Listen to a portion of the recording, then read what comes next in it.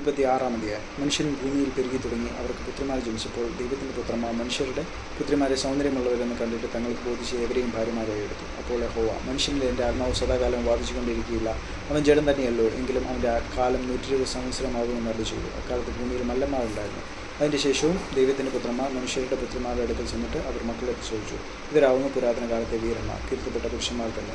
ഭൂമിയിൽ മനുഷ്യൻ്റെ ദുഷ്ടത വലിയതെന്നും അവൻ്റെ ഹൃദയവിചാരങ്ങളുടെ നിരൂപണമൊക്കെയും എല്ലായ്പ്പോഴും ദോഷമുള്ളതത്രേ എന്ന് യഹോവ കണ്ടു. താൻ ഭൂമിയിൽ മനുഷ്യനെ ഉണ്ടാക്കുകൊണ്ട് യഹോവ അനുതപിച്ചു.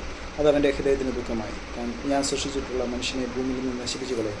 മനുഷ്യനെയും മൃഗത്തെയും ഇഴജാതിയെയും ആകാശത്തിലെ പക്ഷികളെയും തന്നെ അവയെ ഉണ്ടാക്കുകൊണ്ട് ഞാൻ അനുദപിക്കുന്നു എന്ന് യഹോവ അരുളി ചെയ്തു. എന്നാൽ നോഹയ്ക്ക് യഹോവയുടെ കൃപ ലഭിച്ചു. നോഹയുടെ വംശപാരമ്പര്യം എന്തെന്നാൽ നോഹ നീതിമാനും തൻ്റെ തലമുറയെ നിഷ്കളങ്കനുമായിരുന്നു. നോഹ ദൈവത്തോടു കൂടെ നടന്നു. ഷേം, ഹാം, യാഫത്ത് എന്ന 3 പുത്രന്മാരെ നോഹ ജനിപ്പിച്ചു. എന്നാൽ ഭൂമി ദൈവത്തിന് മുമ്പാകെ വഷളായി. ഭൂമി അതിക്രമം കൊണ്ട് നിറഞ്ഞിരുന്നു. ദൈവം ഭൂമിയെ നോക്കി അത് വഷളായെന്ന് കണ്ടു. സകല ജഡവും ഭൂമിയിൽ തൻ്റെ വഴി വഷളാക്കിയിരുന്നു. ദൈവം നോഹയോട് കൽപ്പിച്ചു എന്നാൽ, സകല ജഡത്തിൻ്റെയും അവസാനം എൻ്റെ മുമ്പിൽ വന്നിരിക്കുന്നു. ഭൂമി അവരാൽ അതിക്രമം കൊണ്ട് നിറഞ്ഞിരിക്കുന്നു. ഞാൻ അവരെ ഭൂമിയോടുകൂടെ നശിപ്പിക്കും. നീ ഗോഫർ മരം കൊണ്ടൊരു പെട്ടകം ഉണ്ടാക്കുക.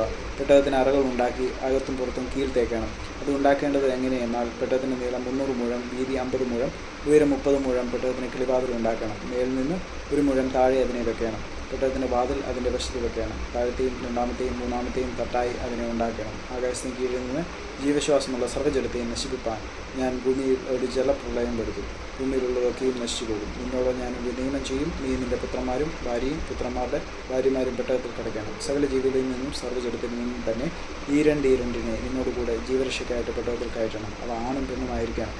അതേ തരം പക്ഷികളിൽ നിന്നും അതേ തരം മൃഗങ്ങളിൽ നിന്നും ഭൂമിയിലെ അതേ തരം ഇഴജാതികളിൽ നിന്നൊക്കെയും ഈരണ്ട് ജീവരക്ഷയ്ക്കായിട്ട് നിൻ്റെ അടുക്കൽ വരണം. നീയോ സകല ഭക്ഷണ സാധനങ്ങളിൽ നിന്നും വേണ്ടുന്നത് എടുത്ത് സംഗ്രഹിച്ചു കൊള്ളണം. അത് നിനക്കും അവയ്ക്കും ആഹാരമായിരിക്കണം. ദൈവം തന്നോട് കൽപ്പിച്ചൊക്കെയും നോഹ ചെയ്തു.